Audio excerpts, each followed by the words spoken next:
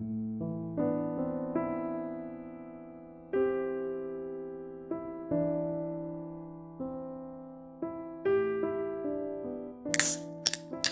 guys, been a long time.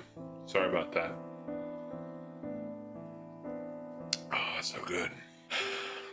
This video is going to be a little tough for me, but Christmas Day, my uncle died. And so for the last few weeks, I've just been in darkness, and I've just kind of been totally lost, honestly. So you guys saw the title. I'm going to do not only the worst movie of 2024, but the best. And this all ties in with my uncle, who is my real dad and my hero. And he's gone now. So my uncle died on Christmas Day. And he knew like a month ago he was dying, and he lived alone, you know, because he's a badass, you know, ladies' man. He didn't have no families or strings or attachments or anything like that. It's not how he rolled. You know what I mean? He had a motorcycle, he had a record collection, and he just was always with different women and didn't have time for that sort of stuff. And he taught me everything I know. But he knew a month ago time was up and stuff. And so he wanted to come here, you know, with his real family. If he was going to die, he wanted to die with his real family. So they brought the hospital bed right here in my room and set it up right here. And this is where he literally died. And he taught me everything I know about movies, about women, good or bad. And he was just a badass, my hero. And he was the only person whose opinion I gave two shits about, for real. We saw thousands and thousands and thousands of movies together, and I got a lifetime of memories to cherish. But a positive thing that came out of all of this was that he died happy, because he got to see Donald Trump, who's one of his heroes, become president again. Well, he was elected, and you know, he died happy. He knew he was leaving the world in a better state than it was 4 years ago or something like that, because he hated black people and he hated Joe Biden. And I never really got into political stuff, but his last words, really, my uncle's last words were, "Own the libs." So he died happy. And something positive that came out of all this was that in his final moments, right before he passed, he brought me in close to him and he confessed something I had no idea. He said he knew I was a virgin, and he said, "I got a good heart, and it won't be long. It'll happen." And he also said that he had seen a few of my YouTube videos, and that he thought they were really funny, and he was very proud of me. And he said, "Don't stop." So it's all a big tragedy. It's Christmas, all compounded on this day that I hate. Just made me think, you know, just another thing that reminds me that we take everything for granted. Being alive, being American, being white, being men, you know, like men. All these things we just take for granted, like they're gonna last forever. And I just think about my uncle and his whole generation and how sad it is that they're all going away now. We don't have real alpha men like that anymore. We just don't. In this country, and what it used to mean, used to people stand for things, used to people stood for stuff and did things and cared and were patriotic, like me and my uncle and stuff. Like, we're really patriots. And the thing that really broke my heart was we were coming back from my uncle's funeral, and we get to this red light, and there's this homeless army vet. You don't know if they're vets or not. You don't know if they were actually in the service. They all wear the fake stolen valor stuff, but he looked like a real vet, like a Vietnam, like an old, crusty, busted ass, loser, fucking scum bag in a sleeping bag. He had a sleeping bag and like an old crippled dog and a pile of trash. And he was sleeping on the sidewalk. We're at a red light, and we hear the sirens start blasting, and there's these fire trucks coming in a row of fire trucks and police, and you know, all the traffic stopped. We were already at the stoplight, and this little fucking loser army vet guy, someone from my uncle's generation, for real, he got up out of his sleeping bag, because it's freezing. This was during the fucking freezing Winterfest or whatever hit us. It's like a blizzard down here. We actually had to put on pants and stuff. We don't do pants in Mississippi. That's how cold it was. So this guy's in his sleeping bag, this bum, and he gets up out of his sleeping bag and he dusts off the trash and dirt from his face and clothes, and he's getting all dusted off and making his dog look presentable, knocking the shit off the dog, and he's standing there and he does all this stuff. And then when the fire trucks come by us, he did a little salute like this to the firemen and the police officers. And I was paying really close attention. Not one single fireman or police officer even noticed that he was didn't even notice that he existed. They were in their own little world. They rode by to go put out a fire of some fat, fucking worthless American piece of shit degenerate loser with his fat, disgusting chud family, and they going off to save their pile of garbage stacked up and insured called a Haus. And this vet guy who fought for this country and lost everything, literally, it didn't even register that they hadn't seen him. He was just so proud in that moment to be an American. And when they were gone, he had this smile on his face, and he just got back to a sleeping bag and laid down on the ground. He didn't have a pillow, just head on the cement, back freezing cold, starving, covered in shit. And it's that thing inside of his heart that we've lost completely. We've lost the plot of it in this country. And it all ties into my uncle and the best movie and the worst movie of 2024. We already know what the worst movie of 2024 is. It's not a mystery. It's The Crow. It's The Crow 2024. That's by a long shot. But this is the first year where there's usually one clear winner for worst movie. For me, I just know it when I see it. But this year there were three, so it's kind of a hard decision. I mean, not really. Crow is obviously the worst, but there were two that were also pretty close. Let me start with The Crow, because that ties into my uncle. He took me to see The Crow when I was in high school, right? And that was a big deal because we didn't know anything about it other than Brady Lee had died. Back then, I owned comic books, but I didn't read them because I thought comics were for fucking losers. And I had a bunch of comics. I might have had The Crow. It didn't matter. But we didn't really know anything about the movie. We came out of that film changed people. Me and my uncle. And until he died, that was like our top 5 favorite movies of all time and experiences. He talked about it all the time. And even a few weeks before he died, we were supposed to go see it. But he couldn't see, and he started getting super sick and stuff. So I went without him. And when I got home and he asked me about the Crow remake movie, this is when it all started to click in my mind. I got this profound things that happened to me. And one of them was about lying, about Trump and this culture and stuff that we live in now. Why is it okay to lie? Because I've never lied in my life. You know, one time I lied about Taco Bell, but that was a traumatic thing. I already made a video about that. In general, I don't lie. And I never understood people that lied. My dad lied. He ran off with a queer Santa Claus. Everyone lies to me, especially. But the thing is, it all changed when I saw my uncle laying there dying, and he asked me about the Crow remake. And the old me, when he asked about it, would have said, it's a horrible, steaming piece of shit. Because it was. But in that moment, I didn't want to put any negativity on him. I didn't want to tell him the truth. I didn't want to hurt him any more than he was already hurting. So I lied. And this is all clicking in my mind. He asked about the Crow remake thing, 2024, and I said it was amazing. It was really, really well done. You would have really liked it. And I started lying about the Skarsgård guy doing a good job and all this sort of shit. Just flat out lying. That just brought the smile on his face, because at the end of the day, my uncle was super positive about movies and film and the love of cinema. He hated black people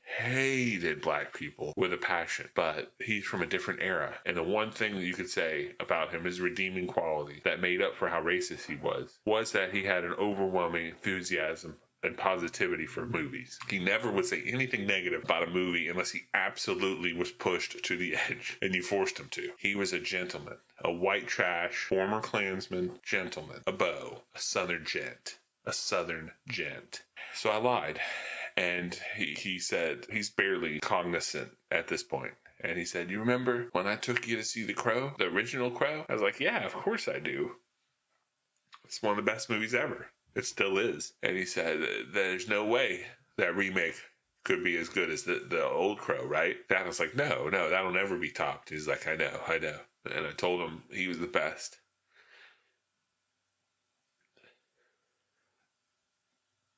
And no movie will ever be better than The Crow.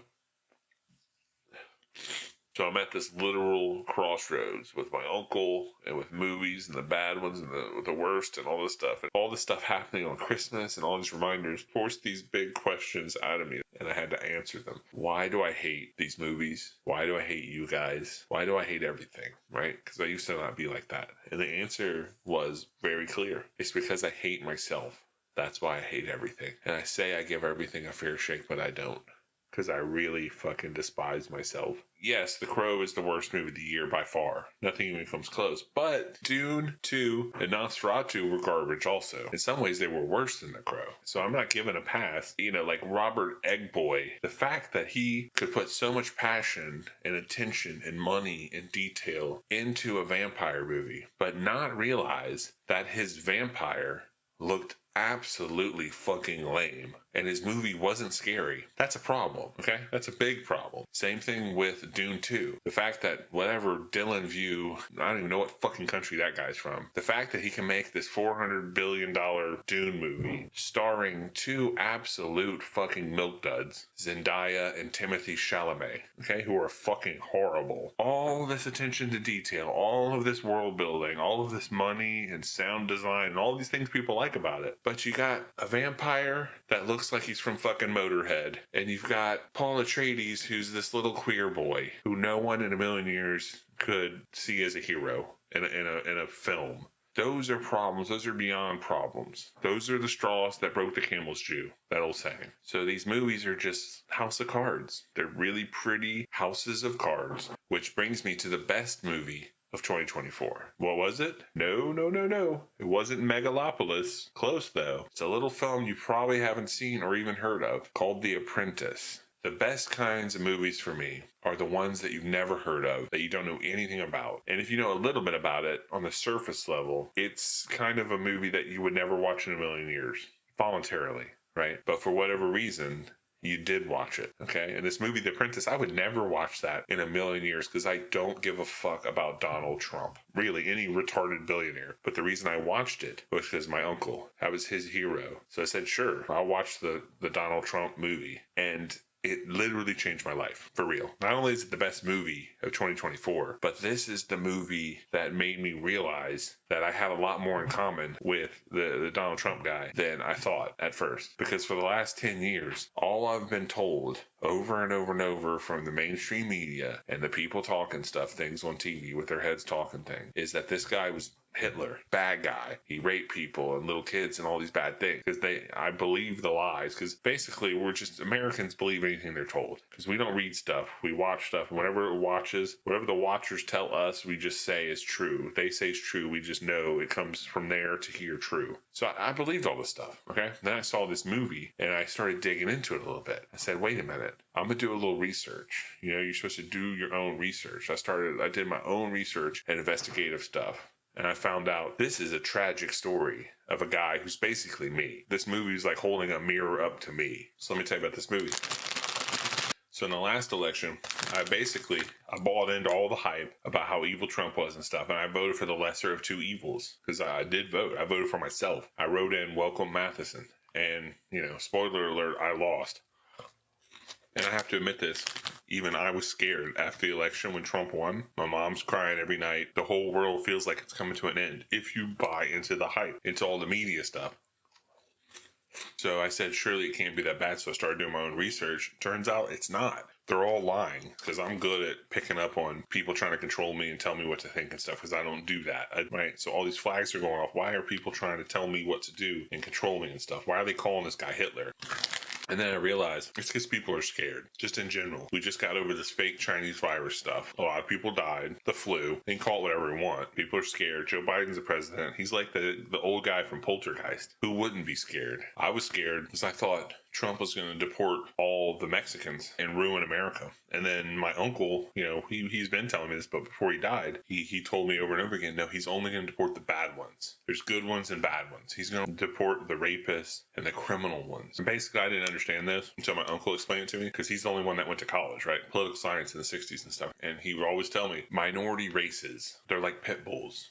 They're like these animals, not animals. Not trying to be insensitive or whatever. They were bred like animals to be violent, to kill, and to destroy things. And the beauty of America is that what we do is we take all of these mudbloods, we bring them here, and then we breed whiteness into them. It's something to do with DNA things. The only way to kill those genes, those animal genes that push for violence and for raping and for drug use and all that sort of stuff, is that you have to infuse pure white DNA stuff, and you got to breed the darkness out of these people.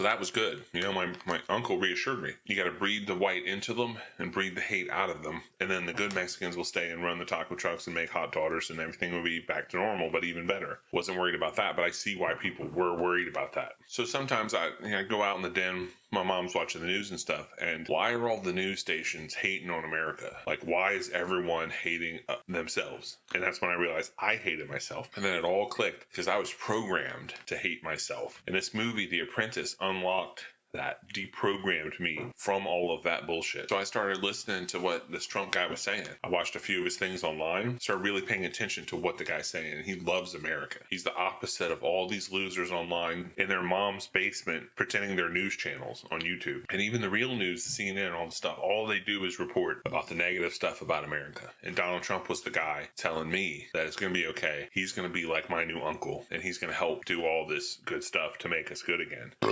So I was starting to come around to all this making America great stuff again. I started looking at Donald Trump, I started listening to his words. And I never realized how much I had in common with this Donald Trump guy. Donald Trump and I both had horrible dads, loser brothers, degenerate ex-girlfriends that can't be trusted. And we both have really strong work ethics. That's just facts. My videos, my work comes before anything else, including friends and family. That's the same way Trump rolls. Trump is straight edge, like me. We don't do drugs, we don't drink, but he does wear a diaper because he shits himself. We're exactly the same. Our favorite drink is Diet Coke.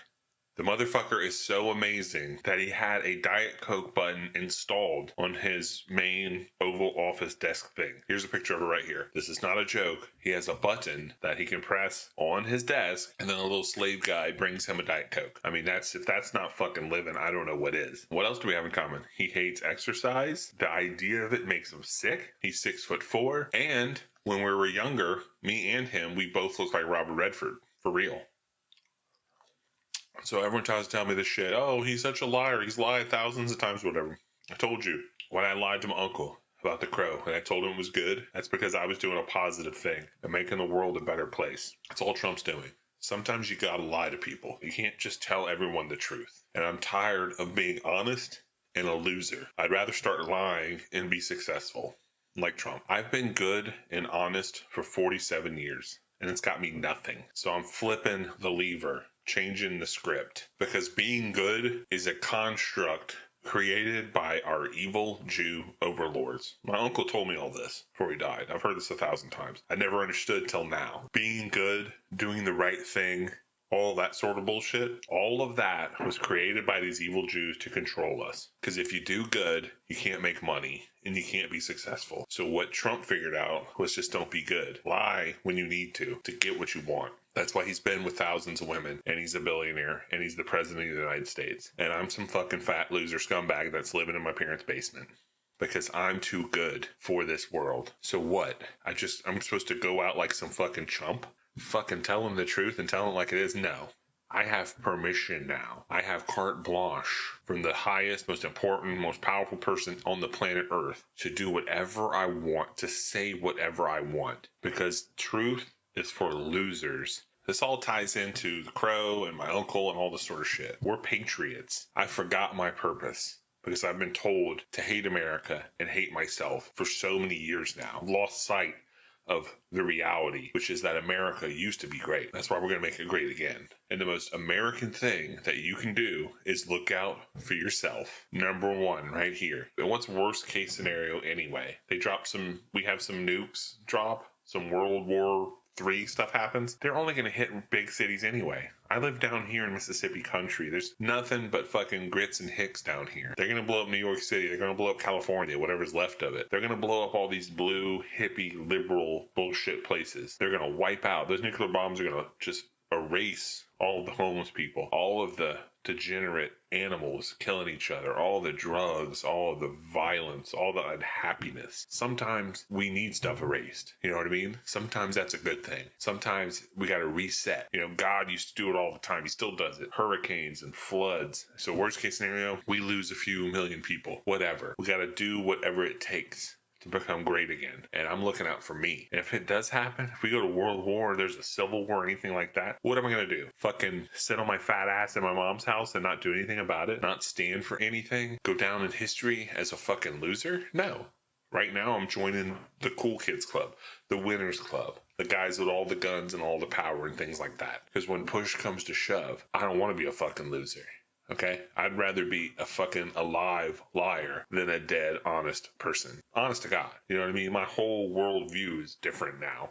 Because like I was saying about worst case scenario, aren't we tired of this world anyway? Because I'm sick of everything. I'm sick of the entitled Uber drivers, spree shooters, fake viruses, shitty movies, the slow death of nationwide buffet culture. It's all gone. It's all a wash. So I say let Trump burn it down, like California, which has been doing a pretty good job all on its own. Stop worrying. Stop watching the fake news. Pull up a chair, get some McDonald's while you still can, and just enjoy the show. The circus has come to town. So this all clicked while I was watching The Crow. I got home from his funeral, and I just remember, for whatever reason, I told my mom to give me some of that orange bronzer stuff, that shit that Trump puts on his face. I just wanted to feel what it felt like. In The Crow, he puts on this makeup, and the Joker in the Batman movie, and Batman wears this mask, and Donald Trump, he puts on makeup. It's like, why do all these people, these heroes, why do they put on masks and makeups and things like that? It's not to hide who they are. That's what I always thought. They were hiding beneath that stuff.